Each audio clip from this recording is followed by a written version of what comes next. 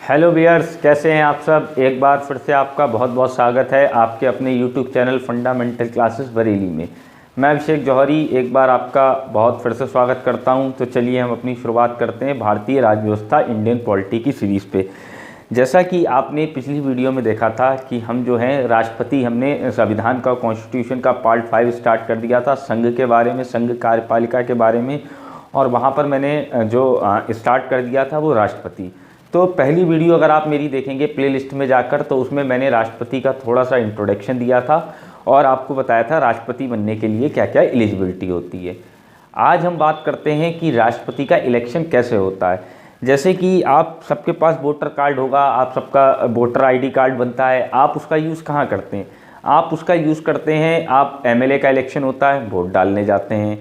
आप एमपी का इलेक्शन होता है जिसको लोकसभा कहते हैं, उसका आप वोट डालने जाते हैं। ग्रामवासी जो होते हैं, जैसे कि जल्दी हमारा प्रधानी का चुनाव होने वाला है, ग्राम पंचायतों का, ग्रामवासी जो होंगे उनका वोट होगा, आप उसमें वोट डालने जाएंगे।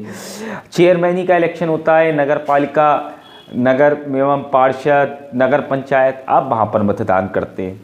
लेकिन क्या कभी आपने राष्ट्रपति के लिए वोट डाला है? तो आपका आंसर क्या होगा? जी नहीं।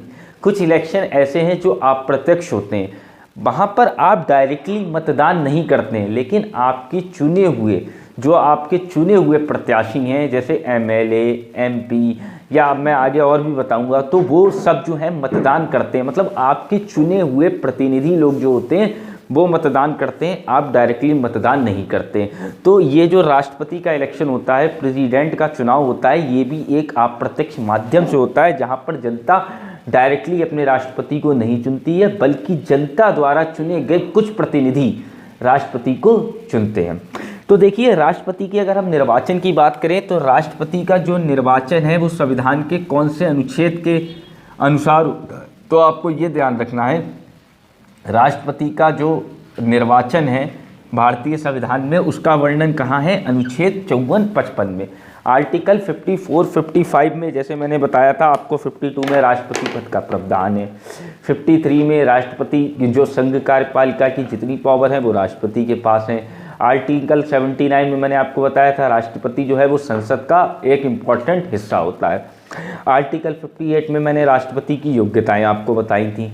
तो ये अब आपको देखना है, राष्ट्रपति का चुनाव का जो निर्वाचन होता है वो आर्टिकल 54-55 में। अब देखिए, राष्ट्रपति का चुनाव होता कैसे है। सबसे बड़ी चीज़ है कि राष्ट्रपति का इलेक्शन कैसे होता है। तो मेरी इस वीडियो को देखने के बाद आपको राष्ट्रपति के इलेक्शन से कोई भी चीज़ आपकी छूटेगी नहीं। आप बिल्कुल समझ जाएंगे कि राष्ट्रपति का इलेक्शन प्रारंभ कहाँ से होकर अंत कहाँ तक जाता है। देखिए, जैसे अगर हम नॉर्मल बात करें तो जब कोई इलेक्शन आने वाला होता है तो आप अपना वोटर लिस्ट में नाम ढूंढते हैं कि आपका नाम है नहीं है, उसके कैंप लगते हैं, तब जाके आप अपना नाम दर्ज कराते हैं। तो वो एक तरीके से निर्वाचन सूची होती है या मतदाता सूची होती है। तो इसी तरीके से जब राष्ट्रपति का इलेक्शन होता है तो एक निर्वाचक मंडल होता है, एक निर्वाचक मंडल होता है। अब देखिए, सबसे पहली बात जो आपके ऑब्जेक्टिव जब आप बनाएंगे तो ये पूछा जाएगा कि राष्ट्रपति के निर्वाचक मंडल या राष्ट्रपति के चुनाव में कौन कौन भाग लेता है, कौन कौन मतदान करता है। तो देखिए, राष्ट्रपति के इलेक्शन में आपको ध्यान रखना है, सदनों के, दोनों सदनों के निर्वाचित सदस्य,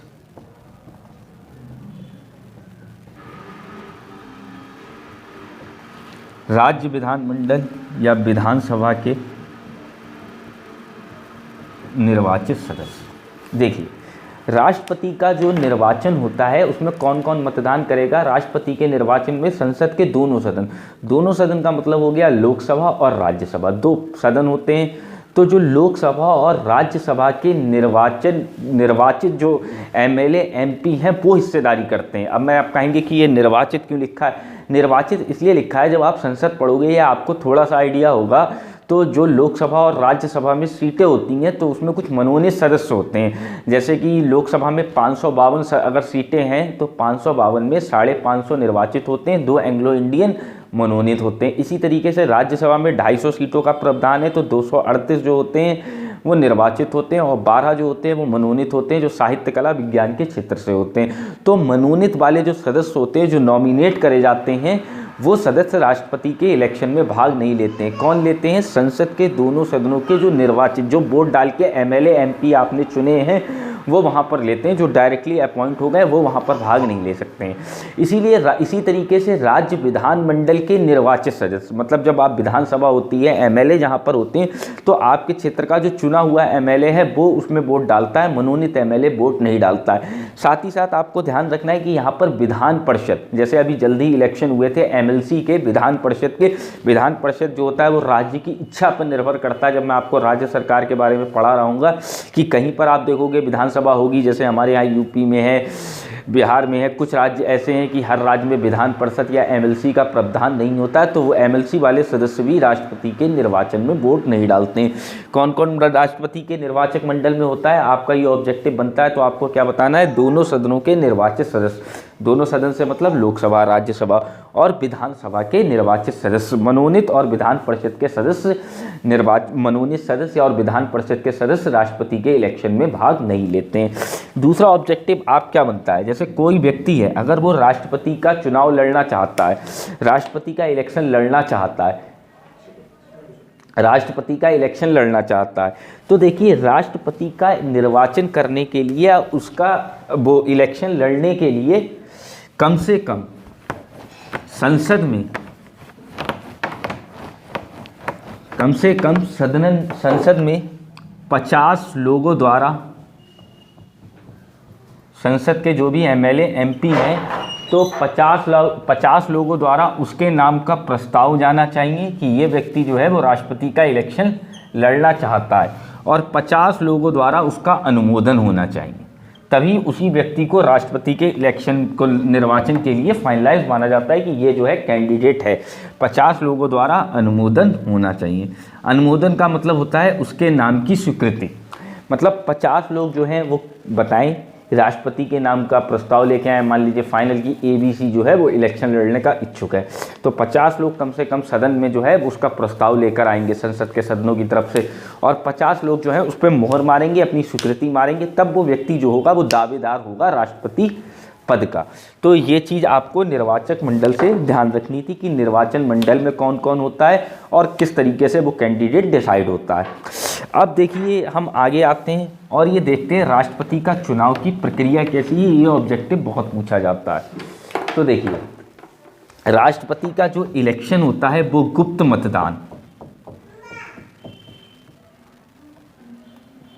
मतदान, दूसरा अप्रत्यक्ष आनुपातिक प्रतिनिधि प्रणाली। देखिए जो प्रेसिडेंट का इलेक्शन होता है या राष्ट्रपति का इलेक्शन होता है वो गुप्त मतदान के द्वारा होता है, मतलब गुप्त मतदान तो हर इलेक्शन में होता है। इसी तरीके से अप्रत्यक्ष का मतलब आप डायरेक्ट वोट नहीं डालते। अब ये पूछा जाए किस रूप में होता है, तो आनुपातिक प्रतिनिधित्व प्रणाली में होता है। अब आप कहेंगे सर ये आनुपातिक प्रतिनिधित्व प्रणाली क्या होती है? तो देखिए आनुपातिक प्रतिनिधित्व प्रणाली क्या होती है, जैसे आपने कहा कि हमने कहा एमएलए वोट डालेंगे, हमने कहा एमपीज वोट डालेंगे। अब किसी राज्य की जनसंख्या ज़्यादा है तो वहाँ पर तो ज़्यादा एमएलए हो जाएंगे, और किसी राज्य की जो जनसंख्या है या क्षेत्रफल है वो कम है, मान लीजिए वहाँ कम ज़िले हैं या कम तहसील है, तो वहाँ क्या होगा कि जो एमएलए एमपी की संख्या होगी वो कम हो जाएगी। तो इस हिसाब से तो जिस राज्य में ज़्यादा एमएलए एमपीज हैं तो उनके वोट ज़्यादा हो जाएंगे, और जिस राज्य में कम एमएलए एमपीज है तो उनके वोट कम हो जाएंगे। तो इसीलिए यहाँ पर एक आनुपातिक प्रतिनिधित्व प्रणाली का यूज़ किया जाता है। मतलब अनुपातिक प्रतिनिधित्व का प्रणाली का मतलब हो गया कि ये डिसाइड करना कि एक विधायक के या एक एमपी के वोट की गणना कैसे करी जाएगी। मतलब इंडिविजुअल गणना नहीं करी जाएगी, साहब ये विधायक इस राज्य में 10 विधायक थे तो 10 ने वोट डाला उसकी विधानसभा में, दूसरे में 5 थे तो दूसरे वाले का तो कम रह जाएगा वोट परसेंटेज।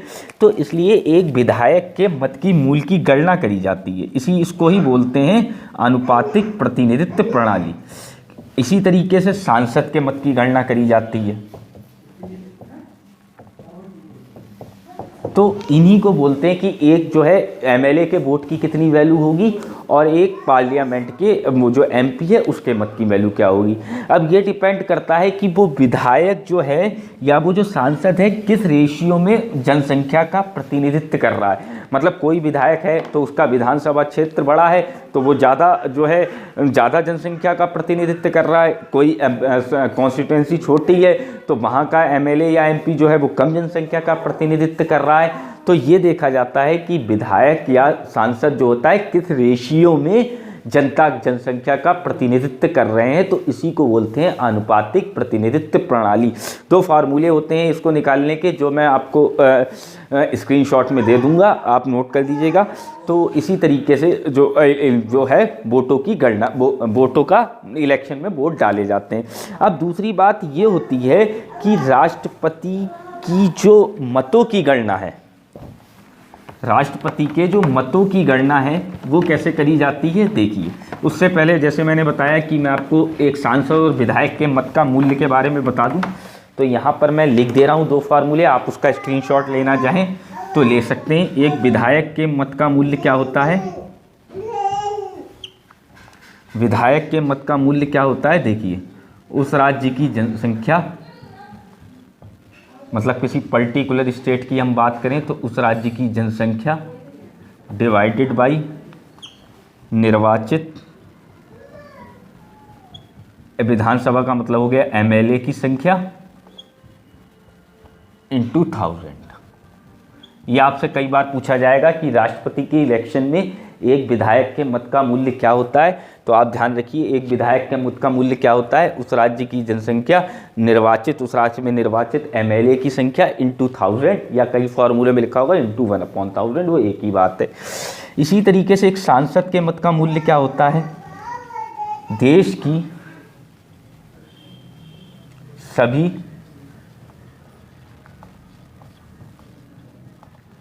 विधान सभा के मतों के मूल्य का योग, मतलब जितनी भी एमएलए कॉन्स्टिट्यूएंसी हैं उनके सबके वोटों का योग कर दिया जाता है, डिवाइडेड बाई सांसद या ब्रैकेट में लिख सकते हैं एमपी की संख्या। तो कई एग्जाम में आपको ये ऑब्जेक्टिव क्वेश्चन में फॉर्मूले दे रखे होंगे कि ये राष्ट्रपति के इलेक्शन में एक विधायक की मत का क्या वैल्यू होती है और एक सांसद के मत की क्या वैल्यू होती है। तो आप स्क्रीनशॉट लेना चाहें तो स्क्रीनशॉट ले सकते हैं। एक सेकंड वीडियो पॉज करके इसका स्क्रीनशॉट ले लीजिए। आई होप सो आपने स्क्रीनशॉट ले लिया होगा। तो ये तो बात हो गई, इस तरीके से राष्ट्रपति के जो होती है वोटिंग होती है। अब देखिए एक चीज़ आप और अंतर ध्यान रखिए, देखिए जब राष्ट्रपति के मतों की गणना कैसे होती है। अब राष्ट्रपति के इलेक्शन में मतों की गणना कैसे होती है, जैसे काउंटिंग होती है ना, इलेक्शन हो जाता है उसके बाद काउंटिंग चालू होती है। अब राष्ट्रपति के जो मतों की गणना है उसको जानने से पहले आपको एक बहुत इंपॉर्टेंट चीज़ समझनी चाहिए, वो है कोटा। राष्ट्रपति के इलेक्शन में पूछा जाता है कि कोटा क्या है। देखिए जैसे दो तरीके से मतों की गणना होती है। जैसे कोई नॉर्मल इलेक्शन होता है, सपोज करिए दो कैंडिडेट खड़े हुए, एक कैंडिडेट ए खड़ा हुआ, एक कैंडिडेट बी खड़ा हुआ।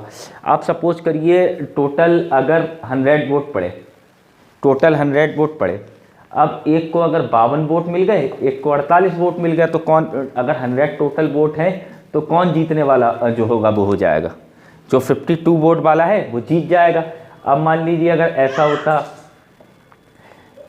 अगर मान लीजिए ए को 50 वोट मिलते और बी को कितने हो गए, तो टाई हो जाता। ए को 51 मिलते, बी को 49 वोट मिलते, तब कौन जीत जाता, ए जीत जाता।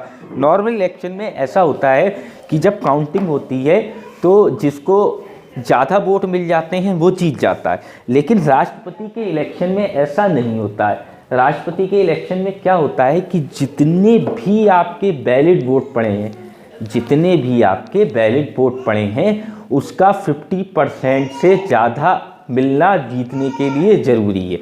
मतलब ऐसा नहीं है कि अगर आपको, जैसे मान लीजिए अगर 100 वोट पड़े तो राष्ट्रपति बनने के लिए कम से कम आपको 51 वोट की आवश्यकता है। कितने वोट की आवश्यकता है, 51 वोट की आवश्यकता है। मतलब इसी को बोलते हैं कोटा। राष्ट्रपति में ये नहीं होता है कि किसको ज़्यादा मत मिल जाएंगे, कि दो लोग खड़े हुए, अरे भाई तेरे तो 1 नंबर है, मेरे 2 नंबर आ गए, मैं जीत गया, ऐसा नहीं है। राष्ट्रपति के इलेक्शन में क्या है कि 50% से, अगर 1000 वोट मिले हैं तो 1000 वोट का मतलब हो गया 500, तो जो राष्ट्रपति बनना है तो उसको कम से कम 500 से ऊपर ही वोट मिलना चाहिए। उससे ऊपर कितने भी मिल जाए तो वो राष्ट्रपति निर्वाचित होता है। इसी को बोलते हैं कोटा। तो राष्ट्र पूछा जाता है कोटा क्या है, तो 50% मतों से ज़्यादा की संख्या, मतलब राष्ट्रपति बनने के लिए आपको वैलिड वोट का 50% से ज़्यादा मिलना कोटा कहलाता है। कई बार एग्ज़ाम में इसका फॉर्मूला पूछ लिया जाता है, क्या होता है, तो आपको ध्यान रखना है, कोटे का मतलब हो गया कुल वैध मत डिवाइडेड बाई प्रतिनिधि, कितने मतलब लोग राष्ट्रपति का इलेक्शन लड़ रहे हैं, +1 और +1। इसका स्क्रीनशॉट लेना चाहें ये ले लें। कई बार ऑब्जेक्टिव आप दे रहे होंगे तो पूछा जाएगा कोटे का निम्नलिखित में से कौन सा कोटे का निर्धारण करता है राष्ट्रपति के चुनाव में। तो आपको ये ध्यान रखना है, कोटा का मतलब हो गया कुल वैध मत डिवाइडेड बाई कितने लोग राष्ट्रपति का इलेक्शन लड़ रहे हैं, +1। वीडियो पॉज करें, इसका स्क्रीनशॉट लें। Thank you. I hope so आपने स्क्रीनशॉट ले लिया होगा। तो अब देखिए, जैसे मैंने बताया राष्ट्रपति का कोटा आपको समझा दिया। अब देखिए मतों की जो गणना होती है वो कैसे होती है, ये क्वेश्चन बहुत पूछा जाता है वनडे एग्जाम में। तो राष्ट्रपति के जो मतों की गणना होती है वो एकल संक्रमणीय पद्धति द्वारा होती है। ये आपको ध्यान रखना है, एकल संक्रमणीय पद्धति द्वारा। जैसे मैंने बताया जो वोट पड़ते हैं उसके मतों का मूल्य कैसा होता है, अनुपातिक प्रतिनिधित्व प्रणाली के आधार पर। उसी तरीके से जो वोट पड़ते हैं उनकी गणना किस आधार पर होती है, एकल संक्रमणीय पद्धति। आप इसको याद कर लीजिए, मैं आपको कभी सेपरेट लेक्चर लेके इसके बारे में बहुत डिटेल में समझा दूंगा कि एकल संक्रमणीय पद्धति क्या होती है। ठीक है, तो सिंगल ट्रांजिशन मेथड द्वारा वनडे एग्जाम में इंपॉर्टेंट है, पूछा जाता है, तो ये आपको ध्यान रखना है। अब आपको इससे राष्ट्रपति के निर्वाचन से एक चीज़ और याद रखनी कि राष्ट्रपति के निर्वाचन में अगर कोई मामला विवादित बन जाता है तो उसकी जो सुनवाई है वो खाली सुप्रीम कोर्ट करेगा, किसी और न्यायालय को जो है वो अधिकार नहीं है इस मामले में करने का। और राष्ट्रपति का जो चुनाव है वो भारत का निर्वाचन आयोग कराता है। अब देखिए एक चीज़ और देखिए, जो 2-3 एग्जाम्पल और पूछे जाते हैं राष्ट्रपति से कि सर्वाधिक बार राष्ट्रपति कौन निर्वाचित हुए हैं। तो देखिए सर्वाधिक अभी तक अगर भारत की बात करी जाए तो अधिक बार जो राष्ट्रपति निर्वाचित होने वाले हैं वो हैं डॉक्टर राजेंद्र प्रसाद, जिनको हम सब लोग जानते हैं, जो हमारे पहले संविधान सभा के अध्यक्ष भी थे स्थायी, जो मैंने आपको बताया था संविधान सभा की कार्यवाही में, और ये भारत के पहले राष्ट्रपति भी थे। डॉक्टर राजेंद्र प्रसाद 2 बार लगातार कार्यालयों में मतलब कार्यकाल में भारत के राष्ट्रपति रहे, और तीसरी बार इन्होंने अपनी स्वेच्छा से मना कर दिया था कि अब मुझे जो है इस पद का निर्वहन करने के लिए मतलब मेरे पास इतनी क्षमता या एज फैक्टर के हिसाब से नहीं रह गई कि मैं इस पद को ठीक तरीके से निर्वहन कर सकूं। तो अब तक सबसे अधिक बार कौन राष्ट्रपति रहा है, डॉक्टर राजेंद्र प्रसाद। हम लोग सब भी जानते हैं कि डॉक्टर राजेंद्र प्रसाद जो हैं वो संविधान सभा के स्थायी अध्यक्ष भी थे। और एक चीज़ इससे पूछी जाती है कि निर्विरोधित मतलब बिना विरोध के कौन से राष्ट्रपति चुने गए थे, तो उनका नाम आपको ध्यान रखना है, नीलम संजीवा रेड्डी।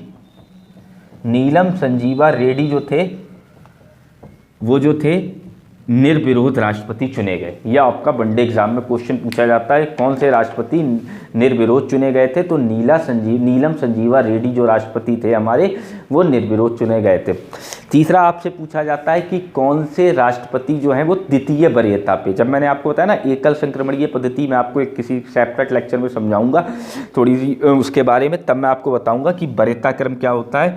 तो पूछा जाता है कि द्वितीय वरीयता, अब तक द्वितीय वरीयता के हिसाब से कौन राष्ट्रपति चुना गया है, तो आपको एक नाम ध्यान रखना है, बीबी गिरी। राष्ट्रपति बीबी गिरी जो थे वो द्वितीय वरीयता के रूप में राष्ट्रपति चुने गए। तो अब मैंने आपको बता दिया राष्ट्रपति का निर्वाचन कैसे होता है, इससे आपका कुछ नहीं छूटा है। वनडे एग्जाम के लेवल से एकल संक्रमणीय आपके हाई लेवल के एग्जाम से मैं एक बार सेपरेट वीडियो लेके आऊँगा। तब तक खुश रहें, धन्यवाद।